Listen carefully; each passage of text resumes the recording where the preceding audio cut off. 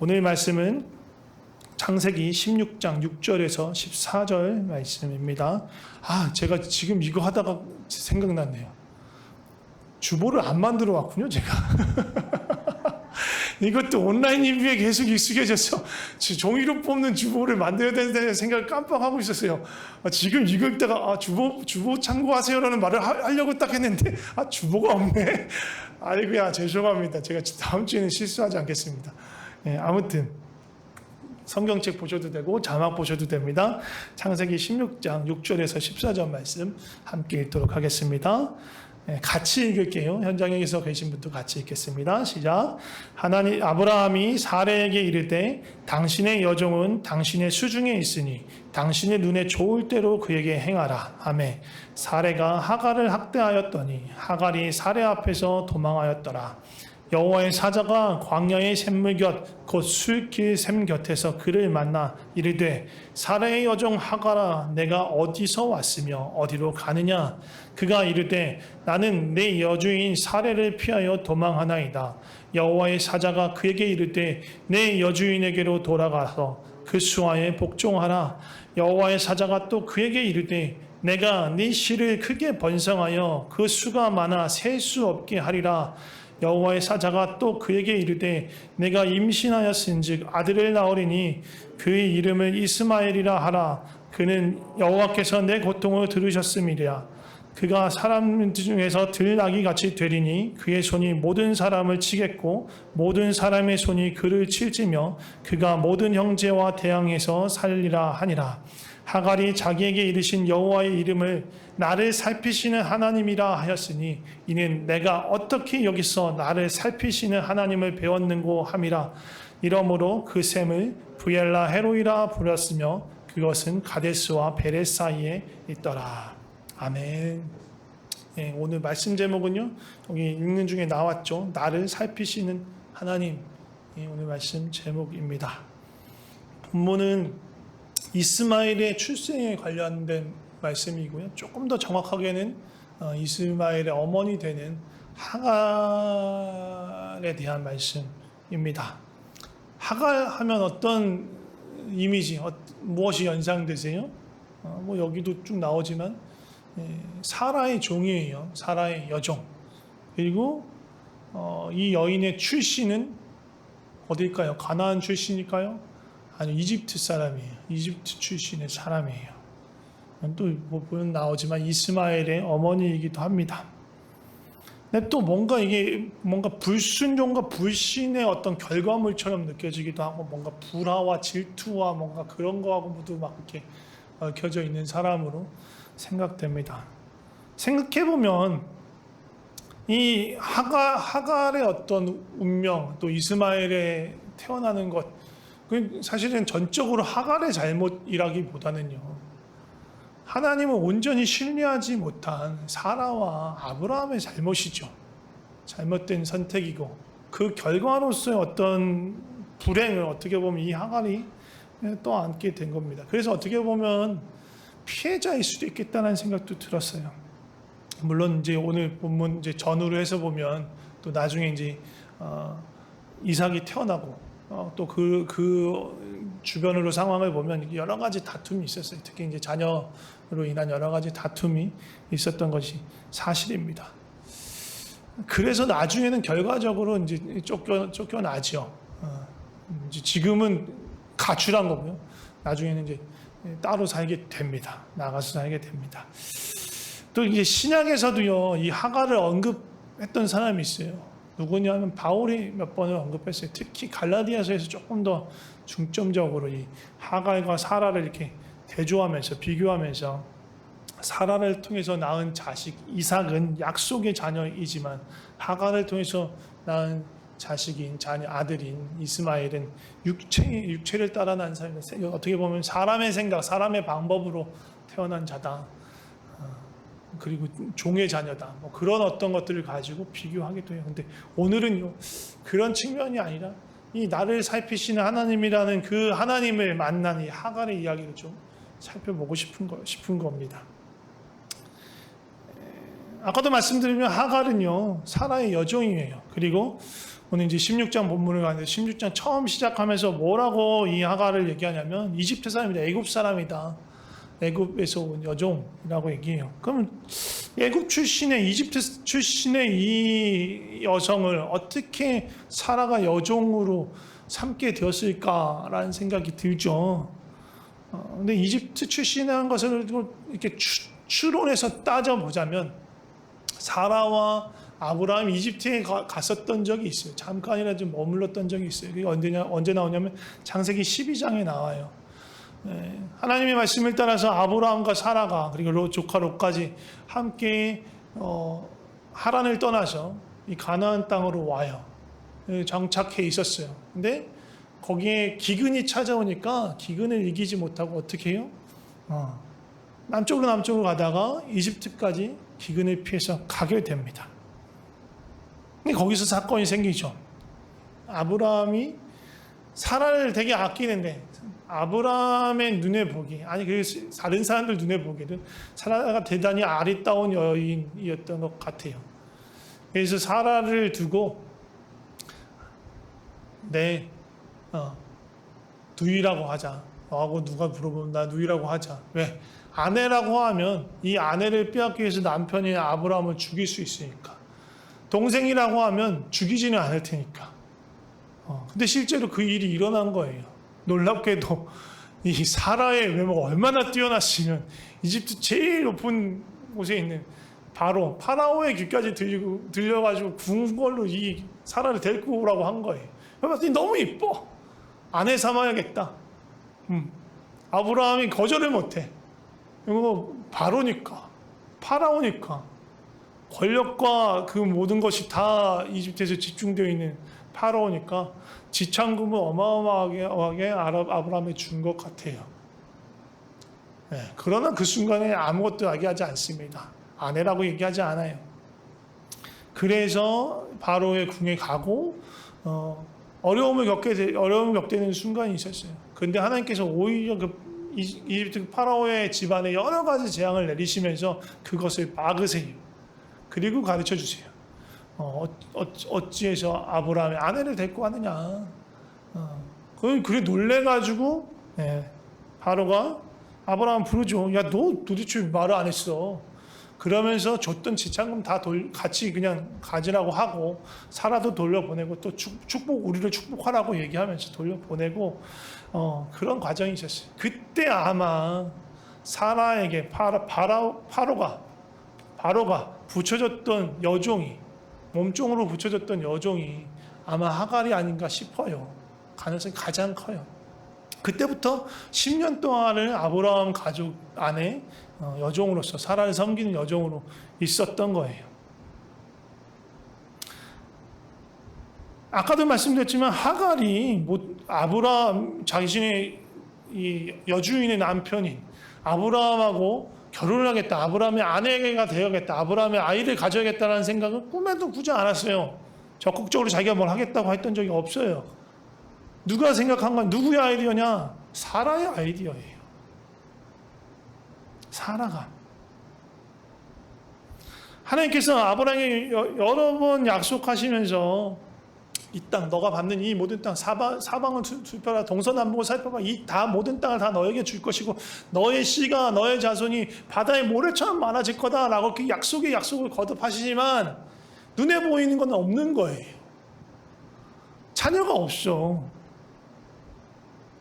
지금 이 가나안 땅, 약속의 땅으로 온 지도 10년이 되었는데 아무런 소식이 없어요. 그래서 사라가 생각하는 거예요. 나를 통해서가 안 되면 다른 아내를 좀 만들어줘서 그 아내를 통해서라도 씨를 이어야겠다 라는 생각을 해요. 그래서 하갈을 아내로 삼아라라고 사라가 이야기하는 거예요. 근데 아브라함은요 그걸 마다하지 않아요. 아니다, 그건 아닌 것 같다, 그렇게 얘기하지 않아요. 적극적으로 거부하지 않아요. 그냥 사라가 하는 데 그냥 냅두는 거예요. 그냥 암묵적으로 동의하는 거예요. 그래서 16장 3절에 보면 사라가 그 하갈을 아브라함의 첩으로 주었다고 말하는데요. 원어를 보면 첩이라는 말이 없어요. 첩과 아내를 구별하지 않아요. 그러니까 당시 근동에는 그냥 아내를 여러 명 둘 수 있는 상황이고 그런 사람들이 많았기 때문에 그냥 아내가 되는 거예요. 여종의 신분이었다가 아내가 되는 거예요. 아브라함의 아내가. 그러니까 하갈을 아내 삼은 거예요. 근데 진짜 이 하갈을 통해서 자녀가 생기자 임신하게 되자 이 문제가 생긴 거예요. 임신하기 전까지만 해도 어쨌든 이 첫 번째 부인이 사라니까, 그리고 자신 두 번째 부인이라고 생각하고 있으니까 그리고 그 전에 이제 종과 주인의 관계도 있었고 하니까 하갈이 뭔가 그렇게 저거 하지 않았을 거예요. 그런데 자기가 임신하고 원래 여주인이었던 첫 번째 부인인 사라는 아직도 아이를 갖지 못하니까 그걸 으스대고 싶은 그런 마음이 있었던 거예요. 기세가 등등해졌죠. 사실 근데 뭐 우리나라도 그랬지만 이 고대 근동은 더 심했거든요. 자녀가 없으면, 자녀를 낳지 못하는 여인은 정말 어떤 저주의 상징, 저주받은 자로 취급받았어요. 그리고 자녀를 많이 낳은 자는 복받은 사람, 복이 많은 사람, 그렇게 취급받았던 거예요. 그런데 자녀를 못 가지고 있는 이 여주인을 향해서 사라가 으스대는 거예요. 어떻게 보면 당시의 문화로는 그냥 너무 자연스러운 거예요. 막 일부러 막 과시하지 않더라도. 너무 자연스러운 거지만 불편해진 거예요. 사라의 마음이 너무 막 격동되는 거예요. 그래서 아브라함에게 중재를 요청합니다. 사실 말이 중재지 중재라기보다는 거친 게 항의하는 거예요. 이게 5절에 오늘 본문 6절부터 봤는데 5절을 보면 뭐라고 나오냐면 5절 말씀 제가 찾아놨던 것 같은데 사라가 이렇게 아브라함에게 말합니다. 사라가 아브라함에게 이르되 내가 받는 모욕은 당신이 받아야 옳도다. 내가 나의 여종을 당신의 품에 두었거늘 그가 자기의 임신함을 알고 나를 멸시하니 당신과 나 사이에 여호와께서 판단하시기를 원하노라. 뭐예요? 사실 이 모든 일의 시작의 시초가 누구예요? 사라예요. 아브라함이 뭔가 누군가 다른 아내를 둬서 내가 아이를 낳아야겠다 그렇게 얘기 안 했죠. 사라가 시작했어요. 근데 자기 얘기는 하나도 안 나와. 네 잘못이다 라고 아브라함한테 얘기하는 거예요. 그리고 더 나아가서 하나님의 이름까지 들먹이면서 따지는 거예요. 사실 이게 지금 어떻게 보면 선을 넘은 거예요, 사라는. 근데 아브라함은요 그냥 그렇게 얘기하는 거예요. 오늘 본문에 나오죠. 야, 네 마음대로 해. 그러면 내가 니들 관계 정리할게. 다시 정리할게. 하갈은 네 여종이야. 그리고 너는 하갈의 주인이야. 됐지? 무슨 얘기예요? 하갈이 아브라함의 아내로서의 지위를 박탈당했다는 얘기인 거예요. 더 이상 아내가 아니고 아브라함의 부인이 아니고 다시 이전처럼 여종이 되었다는 얘기인 거예요. 그러니까 너무 힘든 거예요. 이 하갈은. 어제까지만 해도 아브라함의 부인이었는데, 그리고 아이를 가진 부인이었는데 충분히 대접받을 수 있는 그런 지위라고 생각했는데 갑작스럽게 신분이 여종으로 다시 떨어져 버린 거예요. 그리고 뭐라고 나오냐면 사라가 하갈을 학대했다고 얘기해요. 되게 모질게 군 거예요. 이제 관계가 정리가 됐고 내가 주인이고 제가 여종인 게 확실하게 됐으니까 이전보다 훨씬 더 매몰차게 대한 거예요. 그래서 견디다 못한 하갈은 가출하게 됩니다. 집을 나와버린 거예요. 도망쳐서 나온 거예요. 그래서 어떻게 보면 가장 억울한 건 하갈이에요. 자기가 원해서 아브라함의 아내가 된 것도 아니고 아들을 가졌다고 우수된 건 다 그 동네 사람들은 원래 다 그렇게 하는데 막 아주 뭐 과하게 한 것도 아니고. 근데 한순간에 아내의 자리를 박탈하고 다시 종의 자리가 되고 또 여주인 사라가 학대하기 시작하니까 들들 볶아대니까 견딜 수가 없었던 거예요. 도망쳤어요. 도망쳐서 근데 어딜 가겠어요. 여인이. 아마도 고향인 이집트를 향해서 갔었을 수도 있는데 이집트에 간다고 해서 그의 삶이 뭔가 뾰족하게 나아졌겠어요? 임신한 몸인데 사실 정말 막막하고 힘든 상황에 있는 거예요. 근데 얼마나 답답했으면, 그 사라와 함께 있는 게 얼마나 답답하고 견디기 힘들었으면, 그 집을 나와봐야 뾰족한 수도 없는데 그럼에도 불구하고 나와야만 했던 거예요. 고통과 절망에 몸부림치다가 버티다 버틸 수 없어서 나온 거예요. 그런데 그때 그렇게 절박한 상황에서 놀라운 경험을 하게 됩니다. 하나님을 만난 거예요. 하나님의 사자라고 표현되긴 하지만 하나님이세요. 광야의 샘 곁에서 하나님의 사자, 하나님을 만납니다. 하갈이. 그리고 하갈을 만나는 하나님께서 뭐라고 얘기하냐면 사라의 여종 하갈아 이렇게 불러요. 이전에 만난 적이 없어. 처음 뵙는 분이야. 근데 그분이 하갈 자기한테 향해서 사라의 여종 하갈아 이렇게 얘기를 하는 거예요. 어떻게 저 사람이 나를 알지? 그러면서 근데 그분이 또 이렇게 묻습니다. 네가 어디에서 와서 어디로 가느냐? 사실 몰라서 묻는 게 아니에요. 다 알고 계세요. 알고 계신데 이 질문을 하시는 건 어떻게 보면 하갈 스스로에게 다시 한번 자신의 삶을 좀 되짚어보기를 원하시는 마음이 있을 수 있어요. 내가 지금 어디 있다 왔지? 왜 나오게 됐지? 또 간다고 해서 어디를 내가 가서 어떻게 살아갈 수 있을까? 그런 것들이 다시 한번 돌아보는 시간이죠. 그러면서 그 하나님이 하갈에게 말하는 게 뭐냐면 다시 여주인 사라에게 돌아가라. 그리고 그 권위를 인정하고 복종하라. 아무리 하나님을 만났더라도 이 불편한 마음 가지고 어쩌면 가고 싶지 않았을지도 몰라요. 그런데 하나님께서 하갈한테 뭐라고 말씀하시냐면 하갈을 축복하세요. 복중에 있는 자녀를 축복하세요. 내가 네 씨를 번성하게 할 거야. 정말 많게 할 거야. 내가 하나님께서 친히 그렇게 하시겠다라는 거예요. 그런 약속을 해주는 거예요. 하갈에게. 그리고 아이의 이름까지 지어주세요. 이스마엘이라고. 이스마엘이라는 뜻은 뭐냐면 삼마라는 말하고 엘이 결합한 거예요. 삼마는 듣다예요. 그리고 엘은 하나님을 뜻하는 거예요. 이스마엘하면 하나님이 들으시는 하나님. 이 이름하고 거의 비슷한 뜻을 갖고 있는 이름이 있어요. 뭐예요? 사무엘이에요.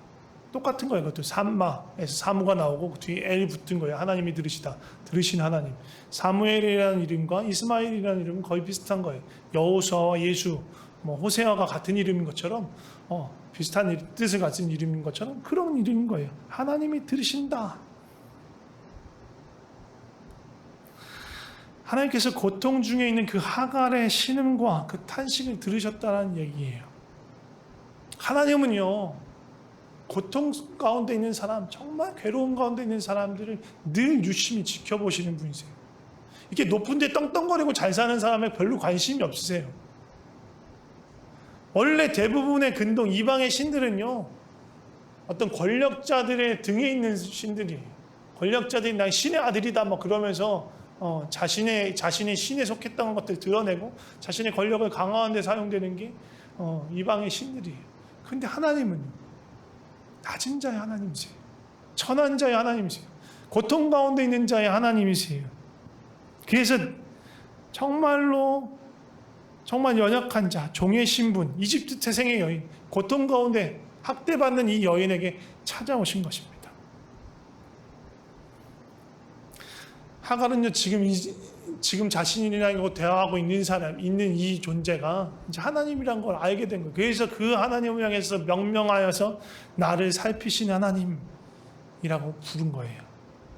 그리고 그 하나님을 만난 그 샘을, 그 우물을 부엘라 헤로이라고 이름을 붙입니다. 부엘라 헤로이라는 뜻은 살아있는 자의 우물이라는 거예요. 또 다시 다른 뜻은 또 뭐냐? 나를 보시는 살아계신 하나님의 우물이란 뜻이에요. 그러니까 이건 뭐냐면 기억하고 기념하기 위한 거예요. 내가 하나님을 만난 곳, 살아계시고 나를 알고 계시고 나의 고통을 보고 들으시고 나를 찾아오신 그 하나님, 그 하나님을 만난 곳, 이 샘에다가 이름을 붙여서 내가 그 하나님의 이름을 기억해야지 라는 거예요. 그래서 그 하나님을 만났기 때문에 정처 없이 집을 뛰쳐나온 하갈이 다시 아브라함에게 돌아가고 거기서 아이를 낳고 이스마엘이라는 이름을 붙이게 됩니다. 성경을 보면요, 이게 정말로 하나님은요 이렇게 고통 가운데 있는 낮은 자에 있는 사람들을 찾아오세요. 아무도 의지할 곳 없는 상황에서 하나님을 만나는 경우가 종종 나옵니다. 몇 주 전에도 나눴지만 대표적인 케이스가 누구냐면 야곱이에요. 야곱도 가출했죠. 엄마의 동의하에 가출했어요. 형의 위협을 느꼈어. 형이 자신을 죽일지도 모른다는 그 위협을 느꼈어. 정말 어떻게 보면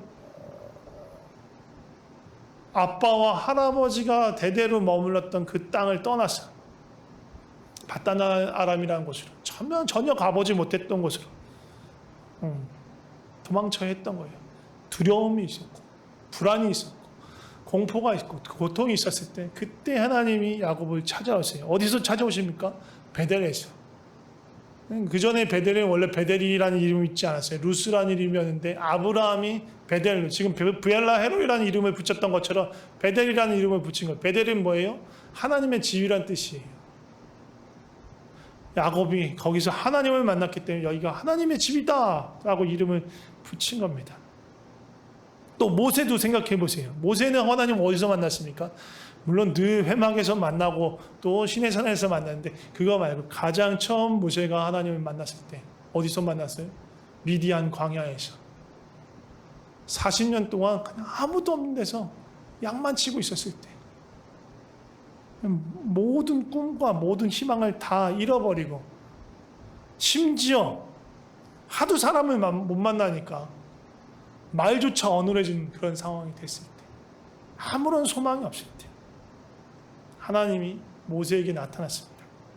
불붙은 떨기나무를 보여주시면 사실 떨기나무는 아무런 가치도 없는 나무예요. 쓸모도 없는 나무고 불붙은 거 금방 사라져버린 나무예요. 근데 이 떨기나무는 다른 거예요. 불이 붙었는데 사라지지 않는 나무인 거예요. 나도 정말 아무짝에 쓸모없는 것 같고 이제는 더 이상 이제 나이도 들어서 아무 일도 할 수 없을 것 같은 떨기나무 같은 난데 나도 저렇게 타오를 수 있겠구나. 나도 꺼지지 않는 불을 가질 수 있겠구나. 그런 소망을 주시는 장소가 바로 미디안 광야. 가장 낮아 있는 상태에서 모세가 하나님을 만난 거예요. 또 요셉도 마찬가지예요. 요셉이 아버지 품에 있을 때는요, 하나님과 동행했다는 말 나오지 않아요. 하나님과 동행하여 형통한 삶을 살았다는 말이 언제 나와요? 이집트의 종으로 있을 때. 거기서 더 나아가서 억울하게 누명을 쓰고 감옥에 갔을 때 거기서 요셉이 하나님과 동행함으로 모든 것이 형통하다는 말이 나와요. 가장 낮고 가장 어렵고 가장 힘든 상황에 있을 때 하나님을 만나서 그 하나님과 동행한다는 거예요. 예수님이 이 땅에 오셨을 때도 마찬가지였어요. 예수님이 누굴 찾아다니셨어요? 어디 고관 대작을 찾아다니셨어요? 왕을 만나러 다니셨어요? 대제사장하고 아주 친하게 지내셨어요? 깐부 먹으셨어요? 아니죠. 낮은 자, 천한 자, 멸시받는 자, 아무도 만나기 쉽지 않은 자, 교제하고 싶지 않은 자, 사람들이 멀리하는 사람들, 멸시하는 사람들, 고통과 억압 가운데 있는 사람을 찾아가셨어요. 이게 하나님의 마음이에요. 그래서 우리는 이 두 가지를 좀 이 사실을 가지고 두 가지를 기억했으면 좋겠어요. 첫 번째는 혹시라도 우리 가운데 정말로 고통과 어려움 가운데 불안과 두려움 가운데 있는 분들이 계시다면 소망을 잃지 말라는 거예요. 그 우리의 고통과 그 신음을 하나님께서 들으시고 계신다, 보시고 계신다, 아시고 계신다, 그리고 찾아와 곁에 계신다라는 거예요. 그 하나님을 만나셔야 돼요. 그 하나님을 붙드셔야 돼요. 그래야 살 소망을 얻게 되는 거예요. 새로운 꿈을 꿀 수 있게 되는 거예요. 하나님이 이루시는 내가 뭔가 읽어내는 것이 아니라 성공이 아니라 하나님이 주시는 형통을 맛볼 수 있게 되는 거예요. 그리고 기억해야 되는 두 번째는 뭐냐면 하나님의 마음이 그렇게 낮고 천한 곳을 향한다면 소외받는 사람들을 향하고 있다면 우리가 하나님의 사람이라면, 우리가 하나님의 마음과 뜻을 품고 살아가는 사람이라면 우리의 삶의 방향도 마찬가지가 되어야 된다는 거예요. 높은 곳, 성공, 많은 소유, 부유케 되는 것, 그것을 바라보며 살아가는 것이 아니라 고통 가운데 있는 이웃, 절망 가운데 있는 사람들, 멸시와 천대받는 사람들 찾아가고 그들을 돕고 품고 그들을 억압하는 불의한 제도에 대해서 맞서 싸울 수 있는 사람들, 그게 되어야 되는 거예요. 그리스도인은 그런 사람들이에요. 하갈이 만나는 하나님이 그런 하나님, 그런 하갈을 살피시는 하나님이셨습니다. 그 하나님께서 지금도 우리를 살피고 계십니다. 코로나로 지친 우리를 보고 계세요. 우리의 신음소리를 듣고 계십니다. 그리고 물으세요. 너는 어디로 와서 어디로 가고 있느냐? 혹시라도 우리 가운데서 고통 중에서 어떻게 보면 너무 답답하고 힘들어서 뛰쳐나가버려. 방향을 잃고 막 어디 있는 거 뛰쳐가고 있다면 멈춰야 되는 거예요. 하나님을 만나서 다시 하나님이 두신 자리로 돌아가야 하는 것입니다. 좀 함께 기도했으면 좋겠습니다. 혹시라도 정말 이러신 분이 있다면 좀 기도했으면 좋겠어요. 솔직하게 기도했으면 좋겠어요. 하나님, 정말로 내가 힘듭니다. 내가 어렵습니다. 어떻게 할 바를 모르겠습니다. 어디로 가야 될지 모르겠습니다. 막막합니다. 하갈을 만나주신 하나님, 모세를 만나시고 야곱을 만나시고 요셉을 만나 동행하셨던 그 하나님이 나를 찾아와 주셔서, 이 고통 가운데 있는 나를 찾아와 주셔서, 이 사람들이 하나님 만나고요, 요셉이 하나님 만나고 모세가 하나님 만나고 뭔가 환경이 달라지지 않았어요. 그런데 하나님을 만났기 때문에 그 절망의 자리에서 일어날 수 있었어요. 견디고 버틸 수 있어요. 내가 그 하나님 만나게 하여 주시옵소서. 그래서 그 하나님께 삶을 맡기며 주님이 주시는 영통 가운데 머물게 하여 주시옵소서 라고 좀 기도했으면 좋겠습니다. 같이 기도하시겠습니다. 하나님, 나를 살피시는 하나님, 낮은 자에게 찾아오신 하나님, 고통과 절망 가운데 있는 자를 외면하지 않고 바라보시고 주목하시고 그 신음소리를 들으시고 찾아오신 하나님, 그 하나님 우리가 보게 하여 주시옵소서. 만나게 하여 주시옵소서. 주님, 나에게 찾아오셔서 내가 만날 수 있게 하여 주시옵소서. 나를 붙들어 주시옵소서. 나를 살려 주시옵소서. 나를 회복케 하여 주시옵소서. 우리는 길을 잃고 헤매고 있었습니다. 그냥 뛰쳐나서 마구 도망가고 있었습니다. 주님, 우리를 붙들어서 내가 있어야 된 그 삶의 자리로 다시 나를 부르시는 그 부르심의 자리로 돌아갈 수 있게 하여 주시옵소서. 주의 마음을 알 수 있도록 주여 우리를 도와주시옵소서. 주여 우리를 도와주시옵소서. 한 가지 더 기도하고 싶습니다. 아까도 말씀드렸지만 우리 안에 하나님과 같은 마음을 품게 하여 주시옵소서. 내 앞길만 생각하며 살아가는 것 아니라 부귀와 성공을 꿈꾸며 더 많은 소유를 꿈꾸며 안락함과 편안함을 찾아가는 것이 아니라 고통과 신음 가운데 있는 지체와 이웃들을 살피는 그런 마음을 허락하여 주시옵소서. 고통 가운데 있는 이웃, 절망 가운데 있는 사람들, 멸시와 천대받고 있는 사람들을 찾아가고 그들을 품고 그들과 함께 싸울 수 있는 그런 사람 되게 하여 주시옵소서 라고 함께 기도했으면 좋겠습니다. 같이 기도하겠습니다.